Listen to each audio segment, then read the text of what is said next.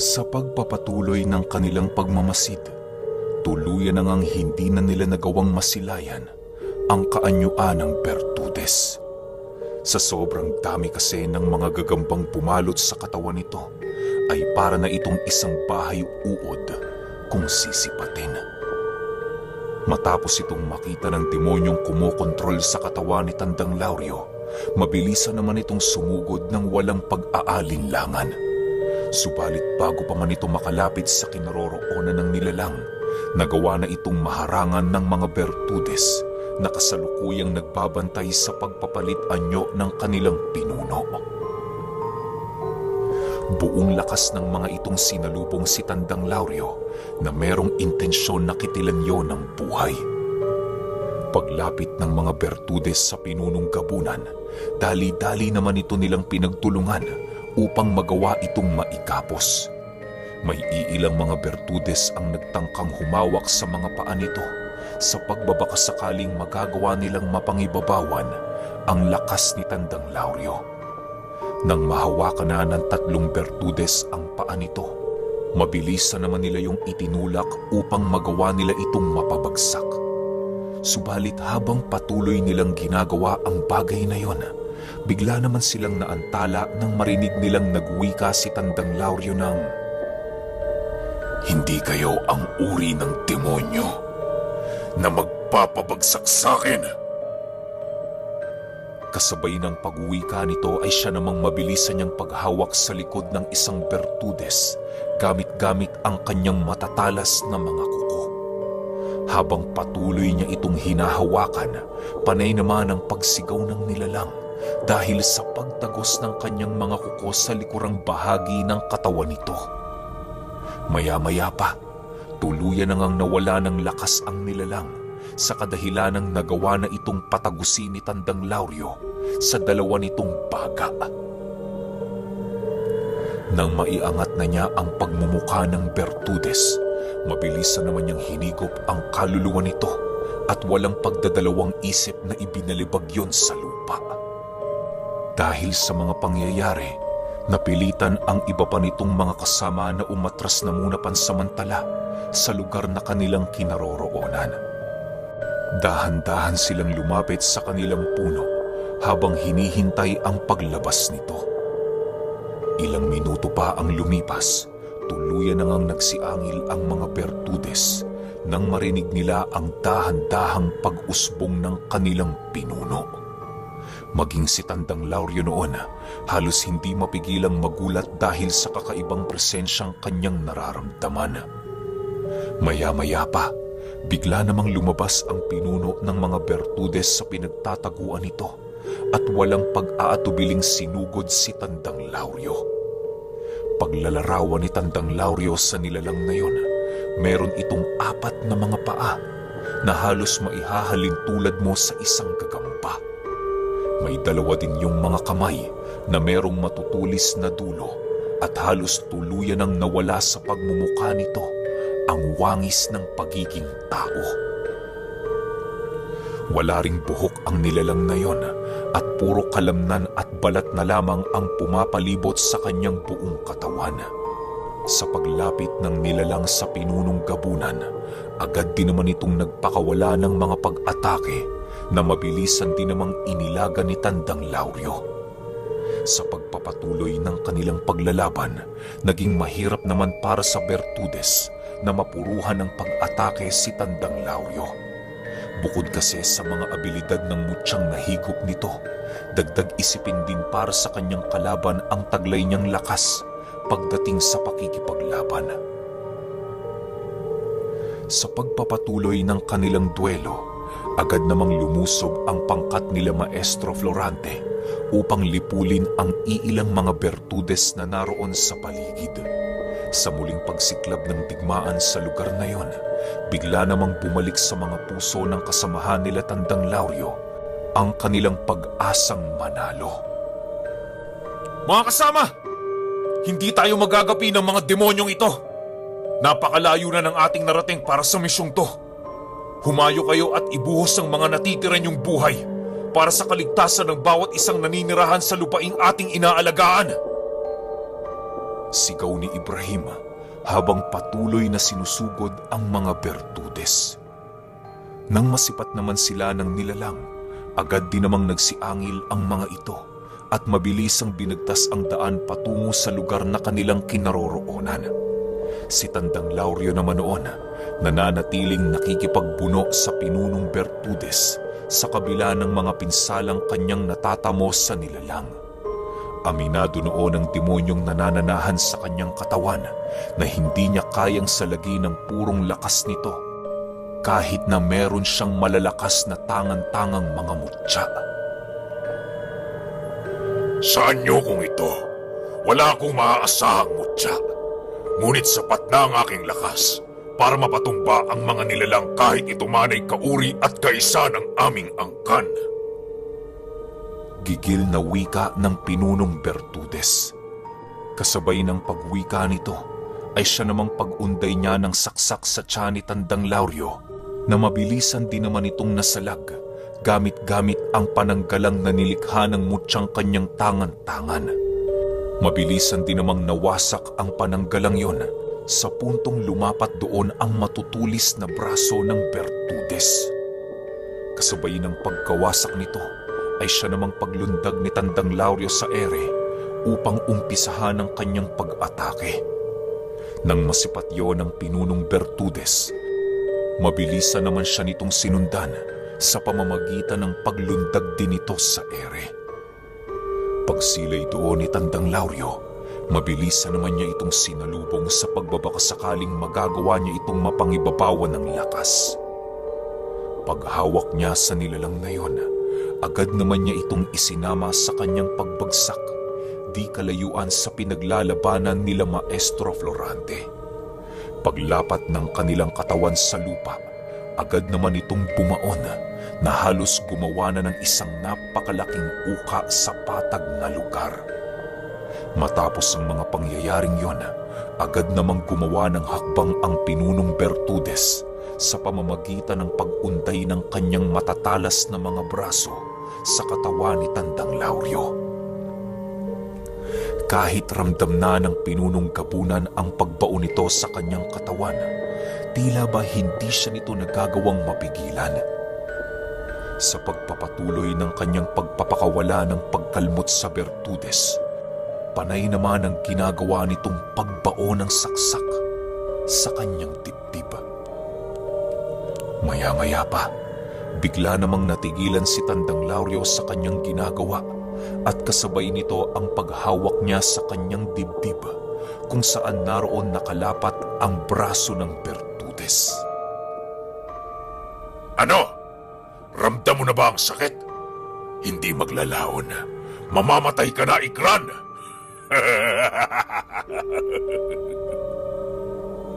Wika ng nilalang. Kasabay ng pagwika nito ay ang buong lakas naman itong pagbaon ng kanyang braso na kasalukuyang nakabaon sa dibdib ni Tandang Lauryo. Wala naman noong nagawa ang gabunan kung hindi ito ay pigilan gamit-gamit ang kanyang buong lakas. Bagaman nag-aangil na noon si Tandang Lauryo dahil sa sakit, hindi niya pa rin piniling umatras upang magawa niyang mapatunayan sa Bertudes na wala pa ito sa kanyang kalingkingan.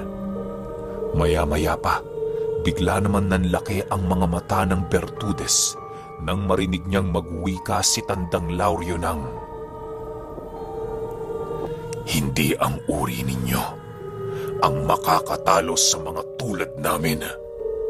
Isa lang kayong mga demonyong utusan noong mga panahong kami ay naghahari." Kasabay ng pagwika nito ay siya namang pagpakawala niya ng isang pagsapak sa pagmumuka ng kanyang kalaban. Sa sobrang lakas ng pagsapak noon ni Tandang Lauryo, mabilis na naman itong tumilapon patungo sa lugar na kinaroroonan nila Maestro Florante. Bago pa man noon makabangon ang pinunong Bertudes, nagawa na itong pasundan ng pag-atake ni Tandang Lauryo na siyang nagdulot ng napakalubhang pinsala sa buo nitong katawan. Pilit man noon nagpupumiglas ang nilalang, tila ba wala itong naging kakayahan para labanan ang pinunong gabunan. Maya-maya pa, hindi na napansin ng pinunong Bertudes ang pagkalas ng kanyang isang galamay na siyang nagsisilbi niyang paa. Sa sobrang bilis ng mga pag-atake ni Tandang Lauryo, halos hindi na yon nagawa pang malaman ng nilalang. Matapos niyang maramdaman ang kakaibang sakit na nanggagaling sa kanyang katawan, tanging pagsigaw na lamang ang nagawa ng Bertudes habang dahan-dahang lumuluhod sa harapan ni Tandang Lauryo.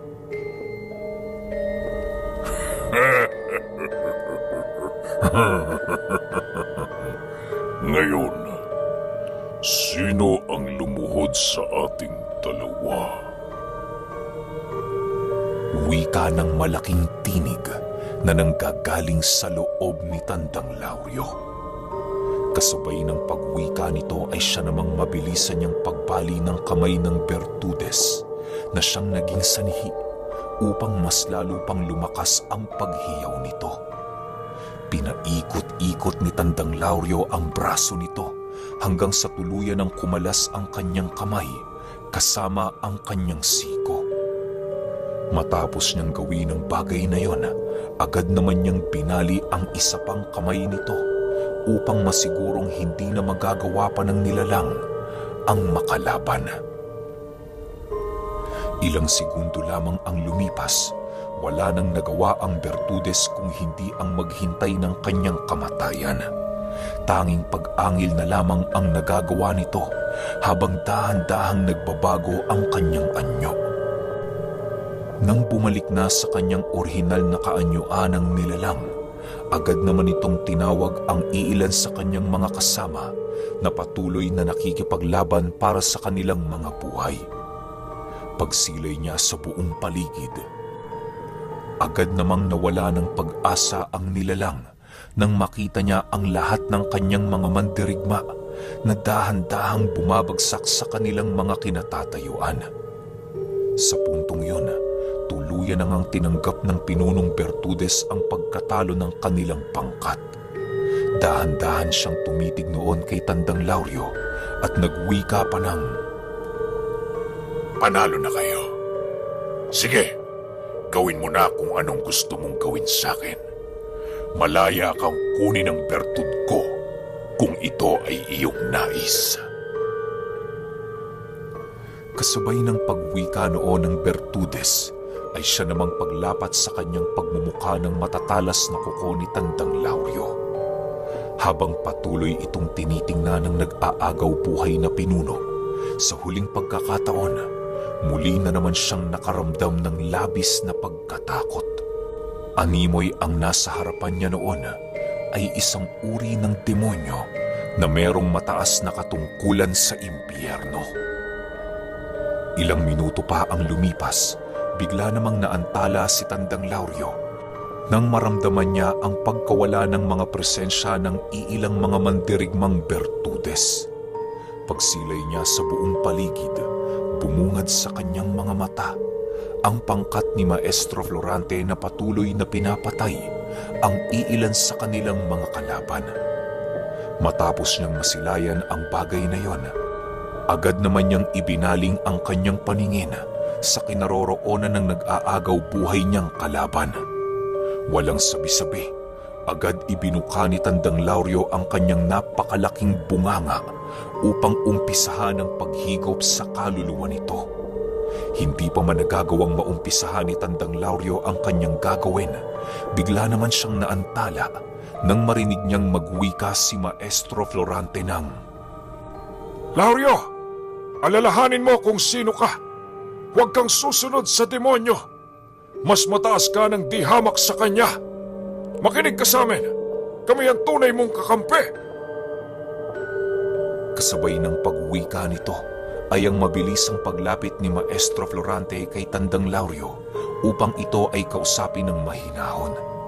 Bagaman alam niyang demonyo ang nasa kalooban nito, pilit niya pa rin yung kinausap sa pagbabakasakaling magawa niyang mapabalik ang tunay na diwa ni Tandang Lauryo. Ilang minuto pa ang lumipas Agad namang napaatras si Maestro Florante nang masipat niya ang pagliyad ng katawan nito. Lauryo! Lauryo! Alalahanin mo kung sino ka! Alalahanin mo kung saan ka nagmula! Dagdag pa ni Maestro Florante. Matapos niyang makapagsalita, agad din naman niyang tinitigan si Tandang Lauryo ng napakaseryoso. Pagsilay ni Maestro Florante sa mga mata ni Tandang Lauryo, bumungad sa kanya ang mga mata ng demonyo. Wala na siyang nagawa noon kung hindi ang manatili sa kanyang kinatatayuan habang kinakausap sa kanyang isipan ang pinunong gabunan. Yun na lamang ang naisip na paraan ng maestro nang sa gayoy magawang malabanan ni Tandang Lauryo ang demonyong patuloy na naghahari sa kanyang katawan. Maya-maya pa, bigla na lamang napangiti si Maestro Florante nang masipat niya ang dahan-dahang pagbalik ng diwa ni Tandang Lauryo. Patuloy ang pagkudlit nito sa kanyang pisngi na para bang nais niyang saktan ang kanyang sarili. Napapaluha na dinuon ang kaanyuan ni Tandang Lauryo na isang hudyat ng pagbabalik ng kanyang wisyo. Ilang minuto pa ang lumipas, bigla naman itong napaluhod sa lupa habang patuloy na sumisigaw ng sa hindi malamang dahilan. Nang masipat naman ito ng pinunong Bertudes, agad din naman itong nagsagawa ng hakbang upang magawang maisama si Tandang Lauryo sa huling hantungan. Subalit, bago pa man niya gawin ang kanyang binabalak, nagawa na siyang mahadlangan ni Maestro Florante sa pamamagitan ng pagbato dito ng kanyang punyal. Pagtama nito sa dibdib ng pinunong Bertudes, agad din naman yung bumaon na mabilisan niyang ikinamatay. Matapos ang mga pangyayari, doon na nag-umpisang magsalita si Maestro Florante ukol sa mga maaaring mangyari kay Tandang Lauryo. Lauryo, kapag nagapi ka ng demonyo sa iyong katawan, darating ang panahong magagawa mong sakta ng iyong mga mahal sa buhay. Iwasan mong sundin ang utos ng dyablo dahil paniguradong hindi yan maganda para sa iyo at sa iyong kaluluwa. Bumalik ka na, Lauryo. Kailangan ka ng ating grupo. Wika ni Maestro Florante. Dagdag pa ni Maestro Florante na kapag patuloy niyang hinigop ang kaluluwa ng mga Bertudes na kanyang nagagapi, darating ang puntong lalamunin na din ito ang kanyang mismong kaluluwa. Kapag dumami ng dumami ang mga masasamang kaluluwang kanyang nahihigop, doon uusbong ang panibagong nilalang sa kanyang katawan. Kapag dumating ang puntong yan, wala nang magagawa sila Maestro Florante kung hindi ang patayin siya at ituring na kalaban. Matapos niya itong mailahad kay Tandang Lauryo, bigla namang bumagsak ang katawan nito sa lupa habang patuloy na nag-aangil. Panay din ang pagkudlit niya ng kanyang pagmumuka na parabang nais niyang saktan ang kanyang sarili. Maya-maya pa, bigla namang naging panatag ang kaisipan ng maestro nang maramdaman niya ang pagbalik ng diwa ni Tandang Lauryo. Maestro, pasensya na ho kung ako'y naging pabigat sa inyo. Pinipilit ko naman hong labanan ng demonyong nasa kalooban ko. Subalit masyado siyang malakas. Wika ni Tandang Lauryo habang dahan-dahan itong tumatayo. Nang masipat naman ng 15 gabunan ang pagtayo niya, agad din naman siya nitong nilapitan upang tulungan. Ang iba sa mga gabunan noon ni Tandang Lauryo ay malubhang nasugatan, ngunit nagagawa nila itong maisantabi alang-alang sa kanilang pinuno. Nang makatayo na ng tuwid si Tandang Lauryo, agad naman nila itong inalalayan patungo sa ilalim ng puno. Bale, inabutan na sila ng gabi noong mismong araw kung kaya't kinakailangan na nilang magpahinga. Kahit papaano, hindi naman nababahala sila Maestro Florante para sa kanilang kasamang nadapuan ng sumpa ni Aslog. Dahil sa nagawa na nilang makahanap ng paraan upang ito ay pabagalin. Sa pagpapatuloy ng kanilang pamamahinga, dahan-dahan na nilang nasisilayan ang pagkaagnas ng mga katawan ng Bertudes. Nilalamo na din yon ng lupa hanggang sa dumating ang puntong tuluyan ng nawala ng bakas ang minsang pag-iral ng mga ito.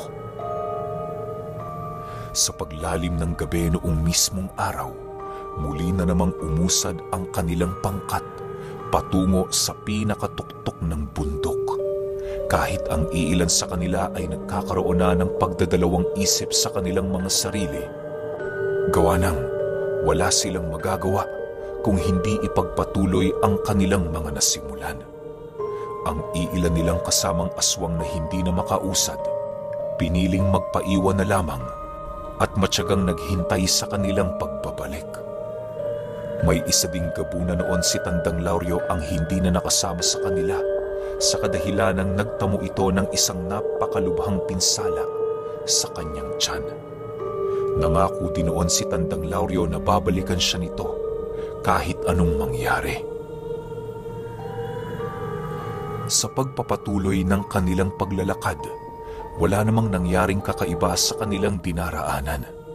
Kahit papaano, naging pabor naman para sa pangkat ni Tandang Lauryo ang mga nangyayaring yon sa kadahilanang nagagawa nilang makaipon ng lakas upang mapaghandaan ang mga susunod na mangyayari. Ilang minuto pa ang lumipas, bigla namang napatingin sila Tandang Lauryo sa kinaroroonan ni Maestro Florante nang masipat nilang tumigil ito sa kanyang paglalakad. Panayang pag-ikot ng tingin nito sa paligid na tila ba meron itong nararamdamang kakaiba. Maya-maya pa, bigla namang nanlaki ang mga mata ni Tandang Lauryo nang masipat nila si Aslog na nasa kanilang harapan. Sa pagpapatuloy ng kanilang pagmamasid sa pinakahari ng mga Bertudes, tila ba meron silang napansing kakaiba sa paglalakad nito. Pagtigil ng nilalang na yon sa kanilang harapan, bigla namang tumitig yon sa kanila ng napakasama habang nagwiwika ng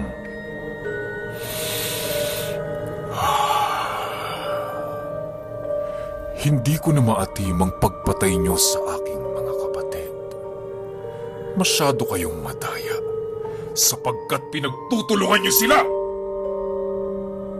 Kasabay ng pagsigaw nito ay siya namang pagsilabasan ng 7 pa niyang kasama na siyang labis namang ikinabahala ni Tandang Lauryo.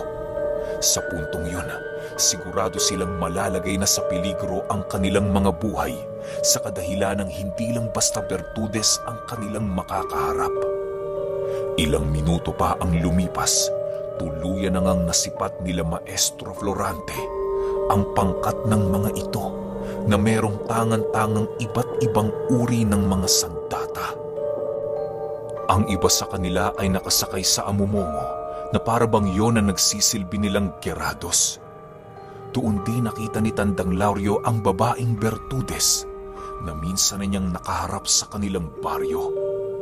Paglalarawan niya sa mga nilalang na yon na maliban kay Aslog, lahat ng mga Bertudes na kasama nito ay nagtataglay ng malademonyong kaanyuan. Si Aslog lang din ang pinakaordinaryo sa kanila kung titingnan na halos hindi nila magawang mahanapan ng bakas ng pagiging isang demonyo. Maya-maya pa, bigla namang lumapit si Maestro Florante sa kinaroroonan nila upang ipagsabi ang kanyang naisip na plano. "Lauryo, hindi natin sila kakayanin kung makikipagdigma tayo sa kanila ng walang plano. Ang tanging pag-asa lang natin ngayon dito ay ang gumamit ng mga taktika ng gerila. Alam kong kaisa nila ang bundok na ito, kung kaya't yun ang gagamitin nating susi upang magwagi." Wika ni Maestro Florante. Dagdag pa nito na kinakailangan nilang ipasok sa loob ng gubat ang mga Bertudes nang sa gayoy magawa nilang mahati ang puwersa nito. Upang magawa ang bagay na yon, kinakailangang magtulong-tulong ng mga gabunan at aswang na meron pang kakayahan para lumaban. Hahatiin din nila sa ilang pangkat ang kanilang grupo nang sa gayoy magawa nilang masiguro na kakagat nga sa pain ang mga ito. Dahil sa may 14 pa noong gabunan si Tandang Lauryo, kung kaya't hindi naging mahirap para sa kanila ang sang-ayunan, ang plano ng maestro. Ilang minuto pa ang lumipas, dahan-dahan na nga nilang ginawa ang kanilang plano. Upang hindi mapansin ng mga ito ang kanilang gagawin, ninais nilang paisa-isa ang pagpasok sa gubat ng bawat grupong kanilang ginawa. Matapos itong masilayan ni Aslog, agad din namang nakipag-usap doon si Maestro Florante nang sa gayoy magawa nilang matakpan ang kanilang binabalak. Mas mainam nga ang ganitong pagkakataon, Aslog. Dahil sa ginawa mong ito, hindi mo na kami pinahirapan pa ng husto. Maghintay ka. Maya-maya pa, isa ka na sa mga susunod sa kanila. Sigaw ni Maestro Florante.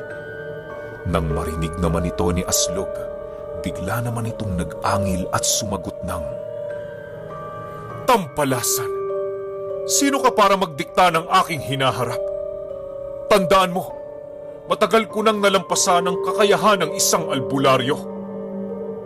kasabay ng pag-uwika nito ay siya namang pagbigay niya ng utos sa kanyang mga bertudes upang suguri na ang pangkat ng maestro. Di pa man nagagawang makalapit sa kanila ng mga nilalang, mabilisan na nilang binagtas ang daan patungo sa bawat sulok ng gubat. Dahil sa panglalait at pangungutya noon nila Tandang Lauryo habang tumatakbo, kung kaya't wala nang nagawa ang mga ito kung hindi ang kumagat sa kanilang bitag. Ilang minuto pa ang lumipas, nagawa na nga nilang paghiwalayin ang mga bertudes sa pamamagitan ng pagbigay dito ng kanilang mga daan. Ang iilan sa mga ito ay tinahak ang daang dinaanan nila Ibrahim at ang iilan naman ay nakasunod sa maestro. May iilan naman sa mga yon ang nakasunod sa mga gabunan ni Tandang Lauryo at ang mga natira ay nakasunod sa mga albularyo. Kahit papaano, tiwala naman sila noon sa kanilang mga kasama na magagawa nila ng maayos at ligtas ang kanilang plano.